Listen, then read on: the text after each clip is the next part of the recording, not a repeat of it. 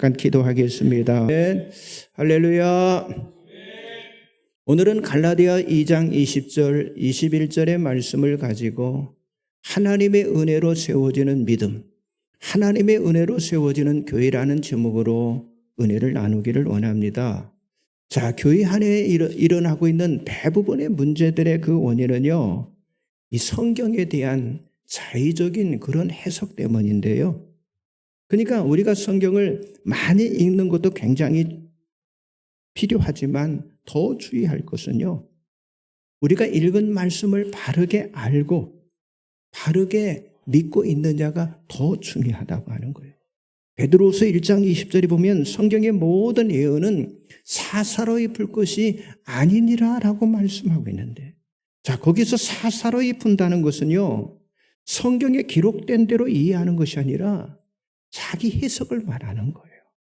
그러니까 임의적으로나 어떤 한쪽으로 치우친다거나 자기 생각대로 성경을 보게 되면요, 하나님의 뜻, 하나님의 의도에서 빗나가기 때문에 우리가 조심을 해야 한다고 하는 거예요.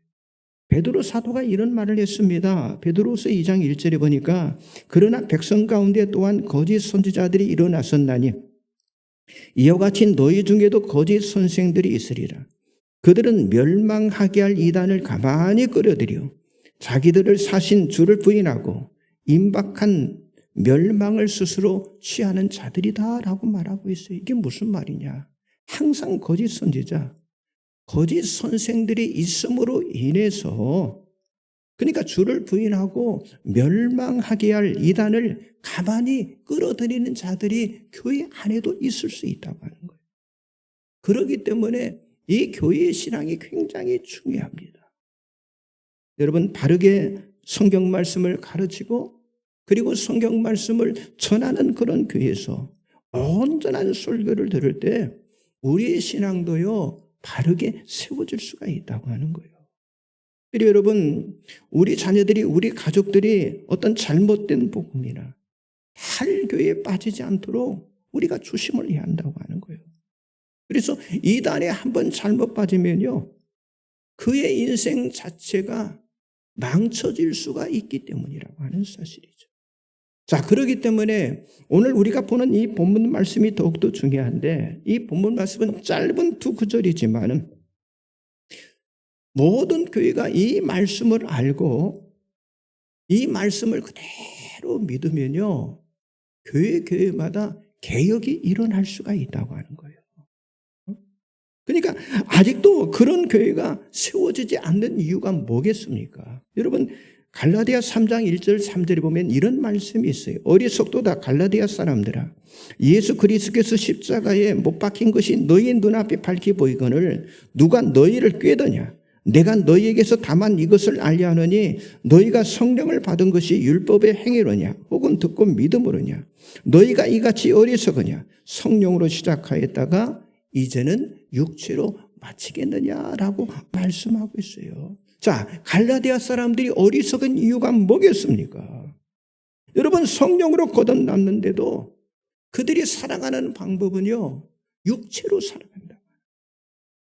다시 말해서 성령을 받았는데도 어리석게 사람은요, 인간적인 노력에 목숨을 걸고 살아가고 있다고 하는 거예요. 그런데 교회도 같습니다. 자, 예수 그리스도의 몸된 교회를 우리가 세워놓고요, 교회에서 하는 모든 일들은요, 다 사람이 중심이 되고 있기 때문에 바울은 성령으로 시작하였다가 육체로 마치겠느냐라고 그 지금 갈라디아 사람들의 그 어리석음을 책망을 하고 있다고 하는 거예요. 그런데 그들만 어리석은 것이 아니라 여러분, 사실 우리들도 다를 것이 없다고 하는 거예요. 지금도 교회 안에는 이 싸움에서 벗어나지 못하고 있는 개들이 얼마나 많은지 모릅니다. 여러분, 교회를 숨쉬지 못하고 교회를 덮고 있는 것이 바로 뭐예요? 율법주의. 자꾸 사람을 판단하는 거예요. 그러니까 입으로는 복음을 말하고 입으로는 복음을 고백하지만은요, 살아가는 그 삶의 방법은요, 다 율법주의로 살아가고 있다고 하는 거예요. 자, 그렇기 때문에 정말 주님의 교회가 제대로 세워지지 않고 있다고 하는 사실입니다.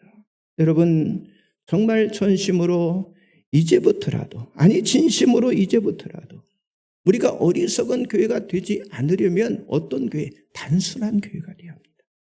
복잡한 교회가 아니라 단순한 교회, 혼란스러운 교회가 아니라 순전한 교회가 되어야 한다고 하는 거예요.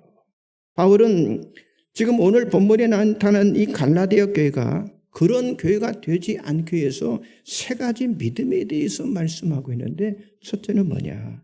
나는 죽고 그리스도가 사는 믿음입니다. 나는 죽고 그리스도가 사는. 자, 바울이 먼저 말하죠. 주보 가운데 보시면 말씀들이 쭉 나와 있죠. 갈라디아서 2장 20절 전반부를 같이 봅니다. 내가 그리스도와 함께 십자가에 못 박혔나? 그런즉 이제는 내가 사는 것이 아니요 오직 내 안에 그리스도께서 사시는 것이라. 자, 이 말씀은 사람들이 예수를 믿어 구원함을 받고 의롭게 될 때에 일어나는 일에 대한 사도 바울의 가장 위대한 선언입니다. 내가 그리스도와 함께 죽고 동시에 내 안에 그리스도께서 사는 것이 바로 구원의 믿음이라고 하는 사실을 지금 강력하게 선언을 하고 있는 거예요. 여러분, 내가 그리스도와 함께 죽었다고 하는 것은요, 그리스도께서 우리 죄를 위해서 십자가에 못 박힘을 당하셨기 때문에 우리는 그리스도의 그 십자가의 죽음이 우리 자신들의 죄에 대한 대가임을 우리들이 믿어야 한다고 하는 거예요. 그걸 믿어야 한다고 하는 거예요. 자, 우리들이 예수 그리스도와 함께 십자가에 못 박힐 때 우리 죄도 그리스도와 함께 십자가에 못 박히게 된 것으로, 그러니까 죄 많은 나는 죽고요, 내 안에 부활하신 그리스도가 사시는 것으로 어때요? 대치가 되었다고 하는 거예요. 그러나 물론 계속해서 우리가 우리 자신이 육신으로 살아가게 되지만은요, 그러나 우리 삶은요, 죄 많은 그 자아의 삶이 아니라 그리스도를 믿는 믿음에 의해서 인도함을, 구원받은 우리들은 인도함을 받게 되었다고 하는 거예요. 자, 여러분 주보에 말씀 나와 있죠? 로마서 6장 3절에서 7절 같이 보겠습니다.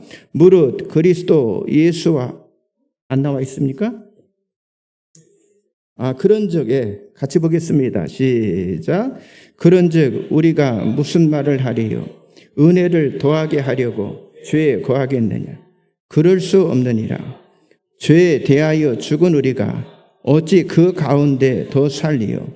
무릇 그리스도 예수와 합하여 세례를 받은 우리는 그의 죽으심과 합하여 세례를 받은 줄을 알지 못하느냐?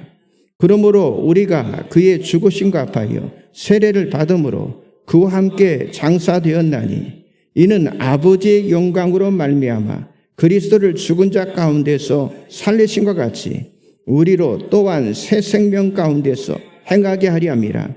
만일 우리가 그의 죽으심과 같은 모양으로 연합한 자가 되었으면 또한 그의 부활과 같은 모양으로 연합한 자도 되리라.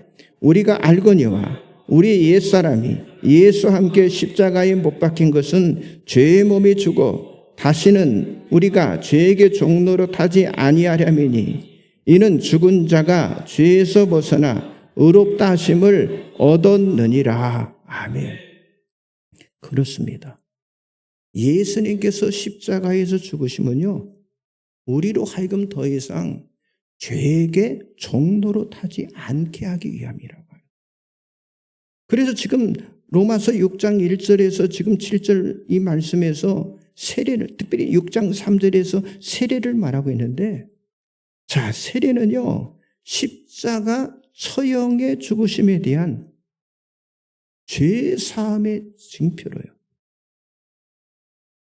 이 세례가 십자가 처형의 죽으심의 죄 사함의 징표라고 하는 거예요.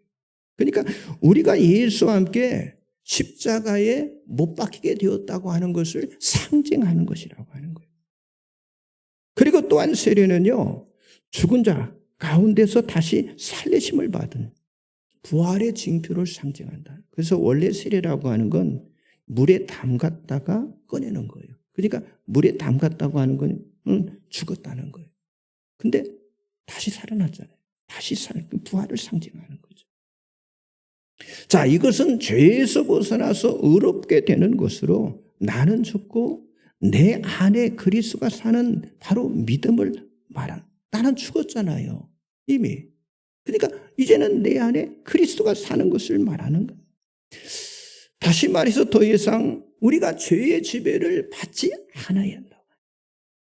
더 이상 죄의 종이 되어서는 안 된다는 말씀입니다.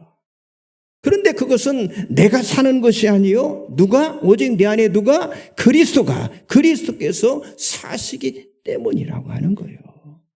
여러분, 바로 이런 사람이 진정한 그리스도인이고, 바로 교회는요, 바로 이런 사람들을 위해서 세워진 곳이라고 하는 거예요. 예수님이 말씀하셨죠.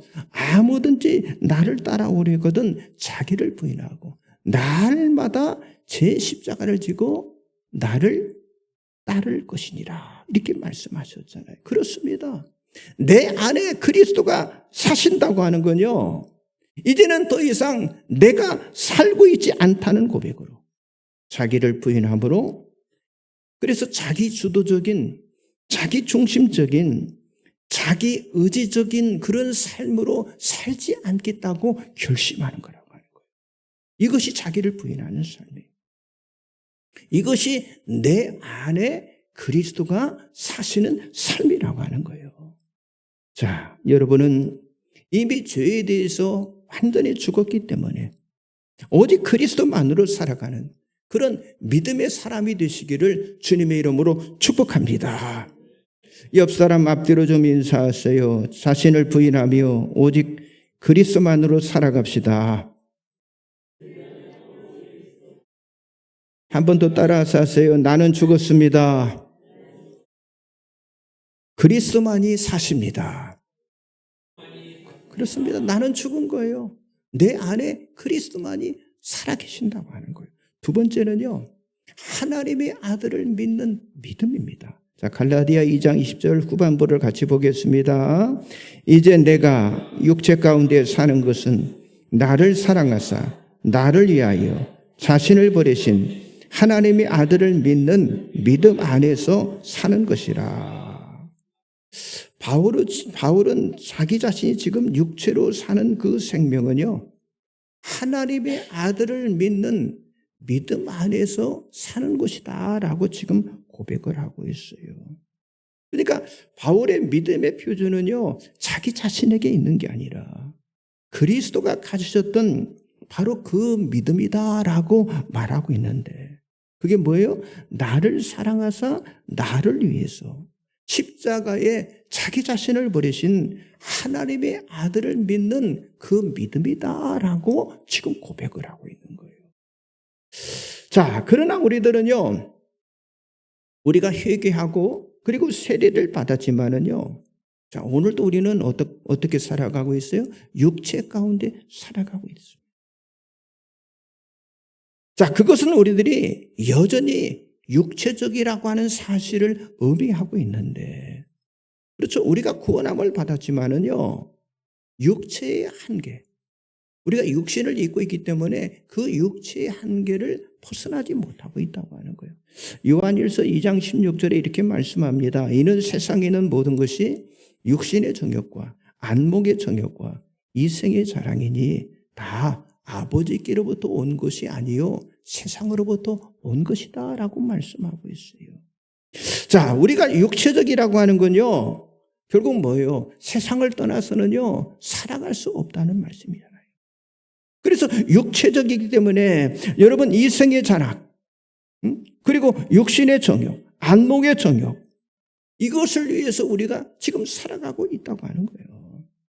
그런데 오늘 본문에 보니까 사도 바울은요, 다른 대답을 찾았는데, 자, 우리가 육체로 살아가야 하지만은 우리가 육체에 의존하지 않고 살아가는 믿음인 하나님의 아들을 믿는 그 믿음 안에서 살아가는 방법을 깨닫게 되었다라고 지금 고백을 하고 있는 거예요.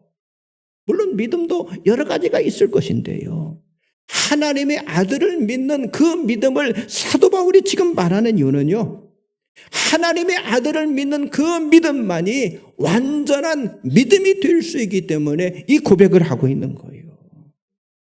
여러분, 예수님이 이 땅에 오실 정말 적절한 시기가 찼을 때 하나님께서는요, 하나님의 아들 예수 그리스도를 이 땅에 보내주셨습니다. 여러분, 우리가 구약 성경에 보면 곳곳에 그리스도가 오실 시기에 대해서 말씀하고 있는 것을 우리가 보게 되는 거예요.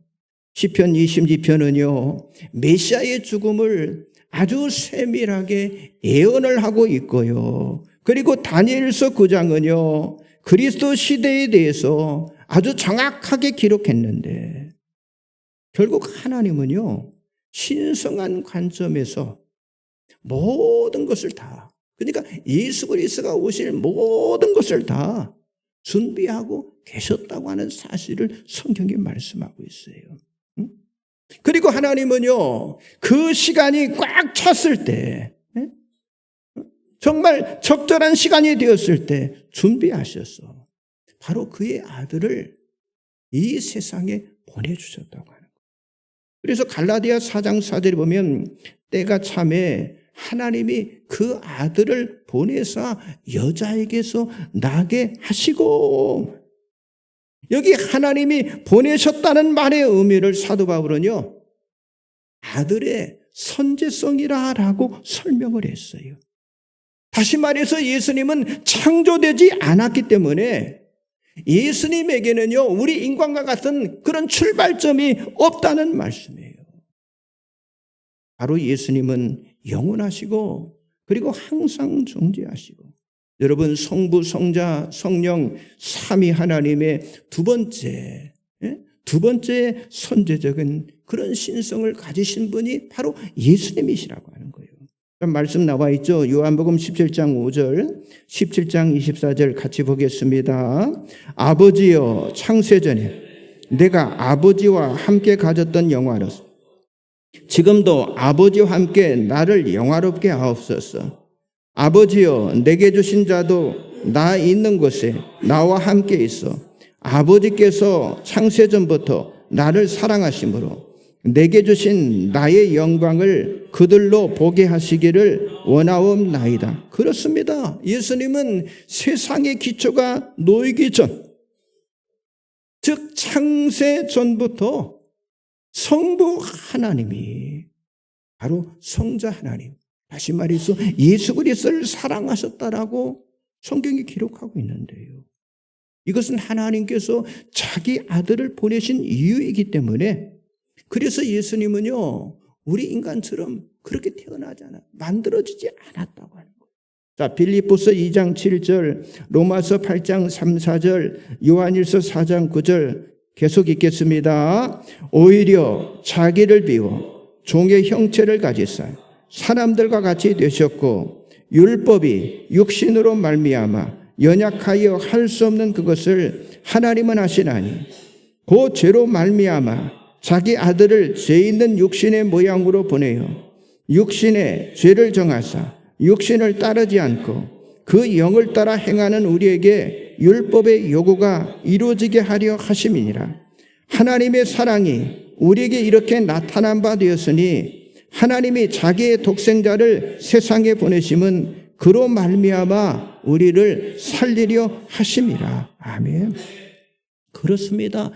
하나님께서 아들을 보내신 그 신성한 파송의 과정은요, 모두 다 누가 하셨다는 거예요? 하나님께서 하셨다고 하는 사실을 지금 강조하고 있는 거예요. 마리아의 몸에서 태어나면서 하나님의 아들이 된 것이 아니라 그 이전에 이미 하나님과 함께 하셨다라고 지금 말씀하고 있잖아요. 그렇습니다. 사람은 하나님의 아들을 낳을 수가 없고요. 누구이든지 사람은요, 허물과 죄로 죽었어요. 그리고 죄 아래에 있었기 때문에 하나님을 찾을 수도 없었고 하나님의 영광에 이르지도 못했다라고 성경은 분명히 말씀하고 있다고 하는 거예요. 여러분, 저와 여러분, 아니 이 땅에 존재한 모든 인류는요, 우리들의 조상 아담으로 말미암아 그 죄가 세상에 들어오게 되므로 모두 다 어때요? 다 정죄를, 죄인이라고 하는 정죄를 받게 되었다고 하는 거예요. 자, 그러나 하나님께서는 우리를 구원하시고 우리로 하여금 하나님의 사랑받는 자가 되게 하시기 위해서 하나님의 사랑하는 독생자 예수 그리스도를 이 땅에 보내주심으로 육체를 가지고 살아가고 있는 바로 우리들에게 그 하나님의 아들을 믿는 그 믿음으로 말미암아 영원히 살아갈 수 있는 길을 열어주신 줄 믿습니다. 그러므로 이 하나님의 아들을 믿는 믿음을 전하는 사명, 그 사명을 저와 여러분이 잘 감당을 해야 할 줄 믿습니다. 자, 옆 사람 한번 인사하세요. 하나님의 아들을 구세주로 믿습니까?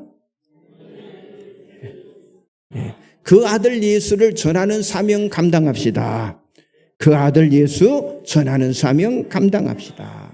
예, 그렇습니다. 마지막 세 번째는요, 하나님의 은혜로 이루어진 사실을 믿는 거예요. 자, 오늘 설교가 여러분 교회관에 있어 가장 중요한 아주 결정적인 말씀을 우리들에게 주고 있습니다. 자, 갈라디아서 2장 21절 같이 보겠습니다. 내가 하나님의 은혜를 패하지 아니하노니 만일 의롭게 되는 것이 율법으로 말미암으면 그리스도께서 헛되이 죽으셨느니라. 무슨 말씀입니까? 교회 안에서 일어나는 싸움의 대부분이 율법으로 말미암아 일어나고 있다는 거예요. 자, 사람이 의롭게 되는 그 믿음이 그렇죠. 분명히 은혜라고 하는 사실을 성경이 말씀함에도 불구하고 그런데 여기 지금 갈라디아 교회는요, 그 은혜를 폐하여 버리고요, 또 다시 어때요? 율법 싸움을 하고 있었다고 하는 거예요. 자, 갈라디아서 2장 16절 같이 보겠습니다. 사람이 의롭게 되는 것은 율법의 행위로 말미암아 오직 예수 그리스도를 믿음으로 말미암는 줄 알므로 우리도 그리스도 예수를 믿나니 이는 우리가 율법의 행위로서가 아니고 그리스도를 믿음으로써 의롭다함을 얻으려 함이라. 율법의 행위로서는 의롭다함을 얻을 육체가 없느니라. 자, 이미 사도 바울은 의롭게 되는 구원은요, 율법의 행위가 아닌 그리스도의 은혜에 대한 믿음이라는 것을 수없이 말했음에도 그런데 교회 안에서는요, 바로 이 은혜를 잃어버리고 여전히 율법으로 판단하고 아니 우리 눈에 보이는 것으로 심판하고 있기 때문에 그래서 사도 바울이 여기 뭐라고 말하겠어요? 그리스도께서 헛되이 죽으셨느냐라고 아까 갈라디아 2장 21절 끝부분에 말씀하고 있잖아요. 그리스도께서 헛되이 죽으셨느니라라고 말하고 있는 거예요. 무슨 말입니까? 진정으로 그리스도의 십자가의 죽음을 안다면 율법을 말해서는 안 된다고요. 율법이 무엇입니까? 자, 갈라디아 4장 4절 5절 나와 있죠. 같이 보겠습니다. 때가 참에 하나님이 그 아들을 보내사 여자에서 나게 하시고 율법 아래에 나게 하신 것은 율법 아래에 있는 자들을 속량하시고 우리로 아들의 명분을 얻게 하려 하심이라. 자, 하나님은 때가 찼을 때 그 아들을 보내서 누구에게서? 여자에게서 나게 하시고 그리고 율법 아래에서 나게 하셨는데, 자, 하나님의 아들이 여자에게서 나게 하신 것의 중요한 이유는요, 하나님이시지만은 여자의 몸을 통해 나셨기 때문에 율법 아래에 있는 우리들을 속량하실 수 있는 그런 완전한 사람이 되셨다고 하는 거예요. 무슨 말인가 알겠죠?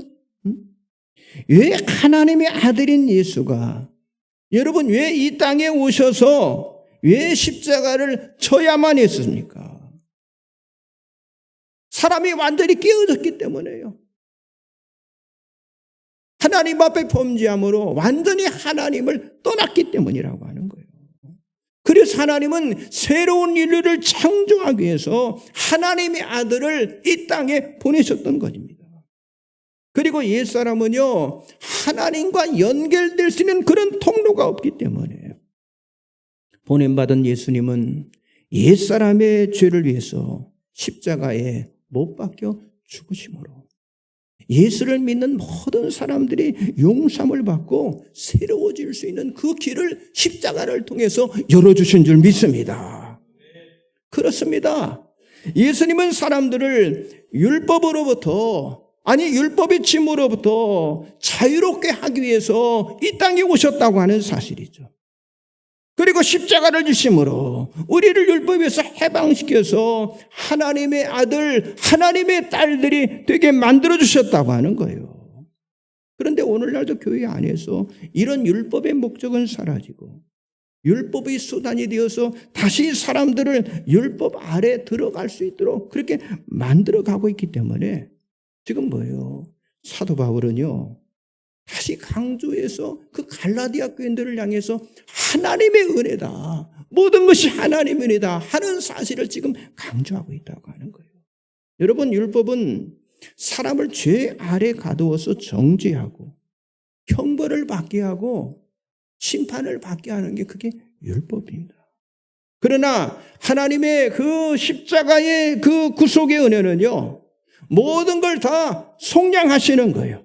그리고 하나님의 아들로 입양되도록 완전한 신분의 보장을 통해서 아버지 하나님의 상속자가 되게 만드신다고. 그렇습니다. 우리는 하나님의 은혜로 말미암아 저와 여러분 모두는요, 결국 뭐예요? 믿음의 상속자가 된 줄 믿습니다. 율법은 사람의 죄를 찾아서 결국 그 사람을 죽이는 일을 하는 거예요. 그러나 예수 그리스도의 십자가의 죽음은요, 율법으로부터의 승리를 우리들에게 보장해 주고 있다고 하는 거예요. 그러므로 우리가 다시 율법으로 돌아갈 때 그리스도의 죽음은요, 헛된 것이 되고 만다고 하는 거예요. 다시 한번 여기 갈라디아 2장 21절 나와 있죠. 다시 한번 보겠습니다. 시작. 내가 하나님의 은혜를 피하지 아니하노니 만일 의롭게 되는 것이 율법으로 말미암으면 그리스도께서 헛되이 죽으셨느니라. 그렇습니다. 우리들이 하나님의 은혜로 의롭게 되었기 때문에 지금도 그 은혜로 의로운 삶, 의롭게 되는 삶을 살아가게 되었다고 하는 거예요. 아니, 우리가 그렇게 살아가야 한다고 하는 거예요.